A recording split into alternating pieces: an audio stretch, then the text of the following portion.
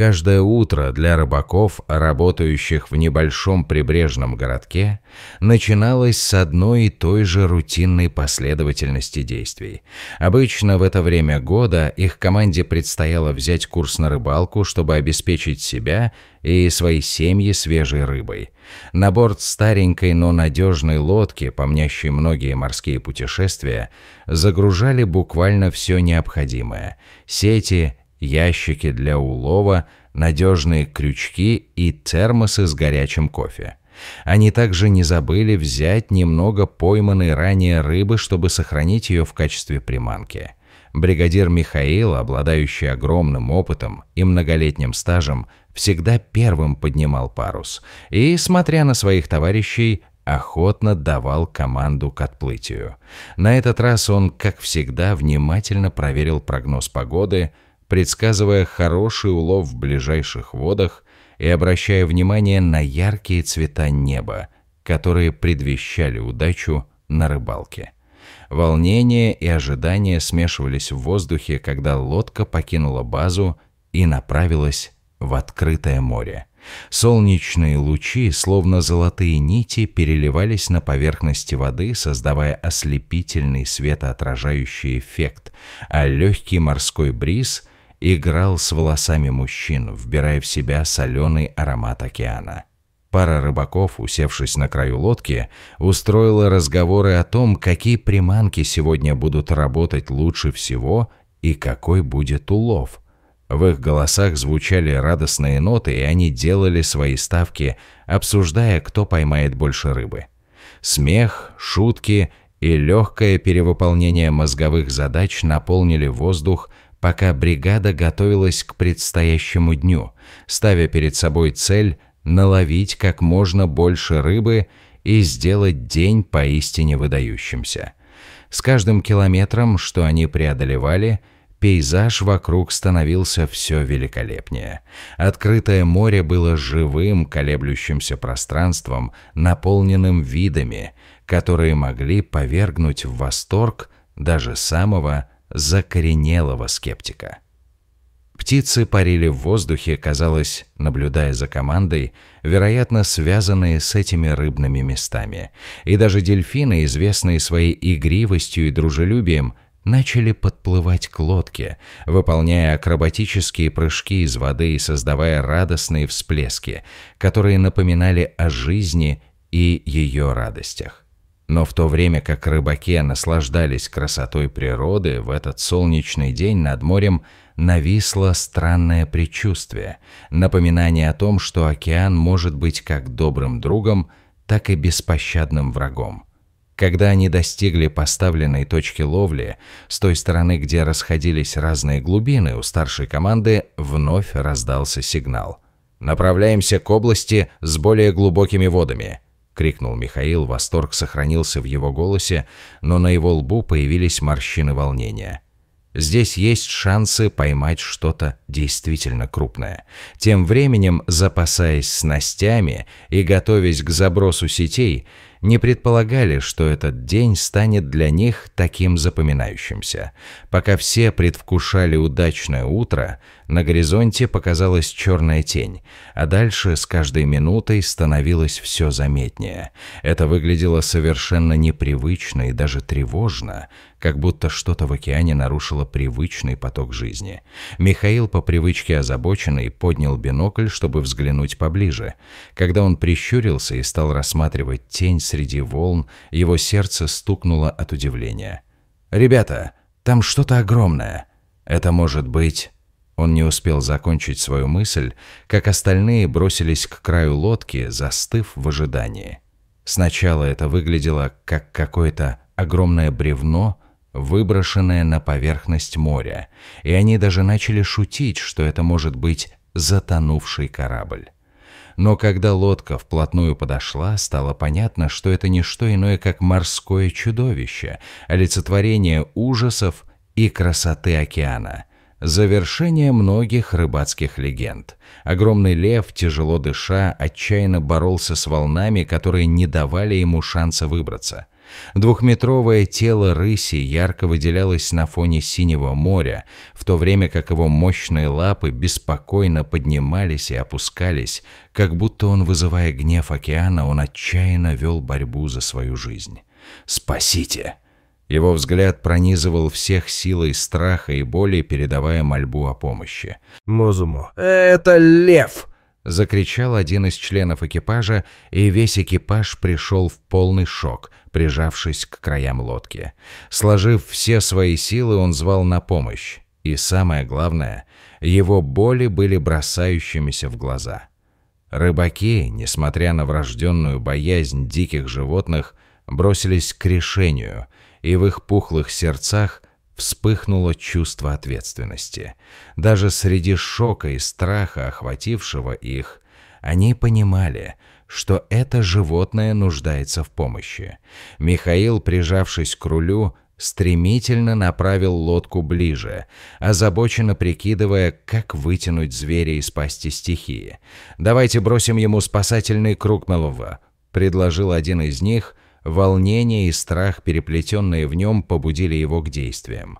Чувствуя, как адреналин закипает в их жилах, они принялись выполнять приготовленный маневр.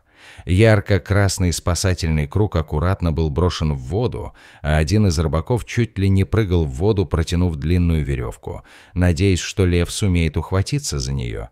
Каждый из них понимал, что этот жест может стать рискованным шагом, но их решимость и перспектива спасения жизни переполняли их души.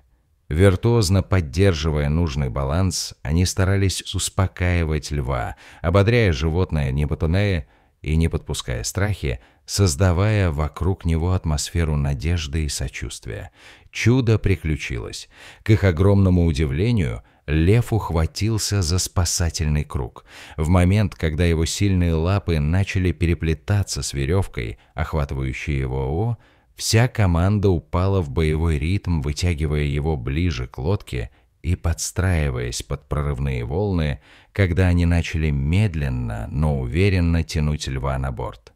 К счастью, лев, с трудом поднявшись, наконец-то оказался на борту лодки. Рыбаки могли видеть, как его широкие лапы с непривычной для них грацией скользили по сети, комкая ее. Они смогли увидеть, как створки его челюстей приоткрылись, раскрывая клыки величественного животного, одновременно внушающего страх и уважение. Это мгновение стало поистине потрясающим и необычным. Все понимали, что сейчас они стали частью чего-то действительно грандиозного.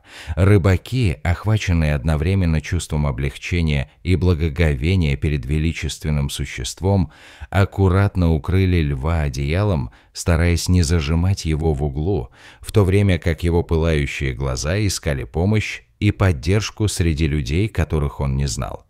Михаил, стараясь помочь животному, наполнил котелок с чистой водой и медленно и аккуратно начал поить льва, следя за его эмоциональным состоянием, зная, что их действия могут быть определяющими. Никакие пенсии, возникающие в повседневной жизни, и бурное веселье не могли сравниться с этим моментом. Они помогали животному, которое упрямо сражалось за свою жизнь и внезапно стало им всем дорогим. Тем временем кто-то из команды использовал свой мобильный телефон, чтобы позвонить в местную службу дикой природы, сообщая о своих действиях и запрашивая организацию помощи. В ожидании ветеринара, который мог бы помочь, они заметили, что на шее льва виднелся старый ошейник, а его тело было покрыто следами глубоких царапин, признаком того, что он бежал от опасности в жизни. Это было очевидно для всей команды. Лев, вероятно, сбежал от браконьеров в Гавайи и оказался слишком далеко в открытом море, полон страха, отчаяния и боли, которые были теперь очевидны для всех. Вся команда подумала, как же много этих животных страдает от человеческой жадности и человеческой жестокости. Михаил, находясь на этапе принятия решений, начал задумываться о том, как информация о браконьерстве может быть передана более широко, о том, как они смогут изменить мир к лучшему. не только это маленькое животное, но и жизнь всех диких животных, находящихся под угрозой исчезновения. Когда ветеринар с огромным опытом работы в этой области наконец прибыл, он быстро начал диагностику. Убедившись в том, что лев еще жив и в его сердце по-прежнему бьется жизнь, ветеринар обследовал его, подписывая заметки о состоянии его здоровья и задавая вопросы о тех условиях, в которых проходила его жизнь. «Чистая вода, царапины и явные признаки обезвоживания», — объявил он, делая шаги справа от тела льва. «Он истощен, но, думаю, его можно спасти, если мы будем действовать быстро и слаженно, укрепляя его дух и определяя план дальнейших действий». Несмотря на небольшие расстройства и страх рыбаков из-за присутствия ветеринара, прибытие этого специалиста добавило им уверенности. Михаил и его команда с легким сердцем повысили уровень заботы о леве, зная, что сделали все возможное. Специалист осуществил все необходимые манипуляции и, выяснив, что лев не нуждается в немедленной операции, аккуратно переправил его в санитарную машину для транспортировки к ближайшему реабилитационному центру, где его могли бы более тщательно осмотреть, провести необходимые обследования и начать лечение. Руслан, ветеринар, который работал в этой области несколько лет, понимал, что каждая такая встреча – это уникальный шанс вернуть и сохранить жизнь. Спасая льва, рыбак Александр задумался о дальнейших судьбах дикой природы и чувствовал необходимость объединить усилия, чтобы охватить такой широкий круг вопросов, касающихся ликвидации браконьерства и охраны животных в их регионе. Они разговаривали о важности анонсирования этого события в прессе, чтобы показать, что действие имеет результаты, и что важно не оставлять живое в опасности только потому, что это кажется трудным.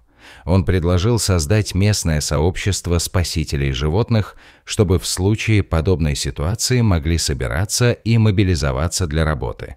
Как бы это ни было, тот день не закончился.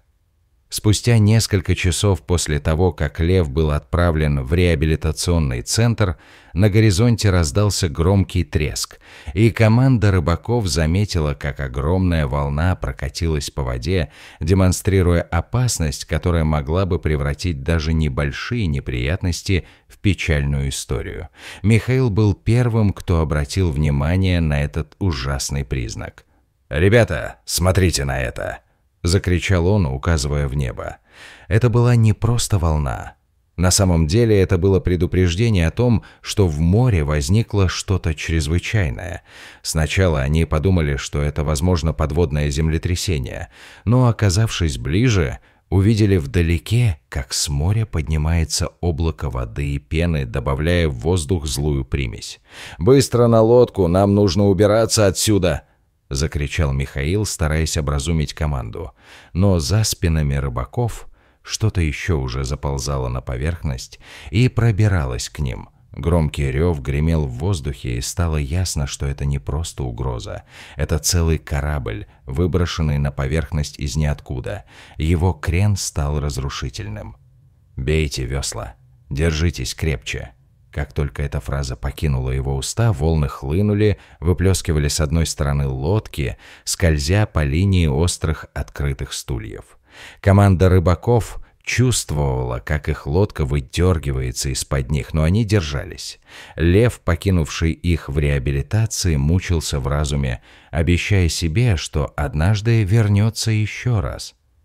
Спасаясь от опасности, они старались шутить друг с другом в тени моря, вспоминали о своих приключениях, как вообще невозможно было думать о том, что они только что спасли жизнь льву. Как только лодка наконец причалила к берегу, все усталые, мокрые, но удивленно, счастливо просто смеялись над этим днем. Спустя несколько дней, когда лев начал восстанавливаться, его состояние улучшалось, царапины заметно затянулись, и вновь его мощное тело стало символом силы и надежды. Несмотря на его прогресс, Каждый рыбак, ставший свидетелем этого инцидента, чувствовал невероятный резонанс от увиденного, и их сердца были наполнены гордостью за то, что стали частью этой важной миссии по спасению дикой природы. Воскресенье стало тем событием, когда они собрались в местной закусочной, завершив обычные деловые встречи, чтобы обсудить свои трогательные впечатления и возможности ухода за дикой природой в своем регионе. Мы сделали это не только ради него, но и ради всего леса и всех диких животных, которые могут сталкиваться с подобными ситуациями, шептал Алексей, когда на столе закусочной покоилось его питье и тайное счастье о том, что они могут работать с природой и с другими людьми в местном сообществе. Эти слова стали предпосылкой для обсуждений, которые объединили рыбаков и местных людей, призывая к единству и осознанию природных проблем, касающихся человечеств. Со временем спокойное и уверенное мурлыканье льва на фоне нового тихого заповедника стало напоминанием сплоченной работы команды рыбаков и защиты дикой природы. Эту историю были охвачены не только местные жители, но и те, кто был вдали от моря, и вскоре многие из них стали проводить время на местных мероприятиях, поддерживая программы охраны дикой природы и направляя свои усилия на привлечение внимания к таким важным темам. И таким образом история о том, как группа рыбаков помогла диким животным в открытом море, стала флагманом достижения в защите дикой природы. Их видео, быстро разошедшееся с молниеносной скоростью в социальных сетях и на платформах, произвело настоящий фурор среди общественности. Люди со всего мира обсуждали трагический, но в то же время обнадеживающий случай, синхронизируя его значение и проявляя подавляющее желание и необходимость защищать диких животных от жестоких условий, созданных людьми. В конце концов, это не только их история. Это история всех нас, связанных общей целью заботиться о нашем общем доме и защищать тех, кто не может защитить себя. Их пути могли бы снисходить друг к другу через решения, принятые на основе милосердия и человечности, когда каждый малый поступок, даже на грани парадокса, имел значение в этой огромной задании возвращения и сохранения жизни. Всех нас вдохновляли те милосердные действия, и в этом заключалось чудо, удивительное в своей простоте и необходимости. Они понимали, что в этой жизни важна не только профессиональная рыбалка, но и инстинктивное призвание – защищать и заботиться о нашей природе, в которой все связано друг с другом.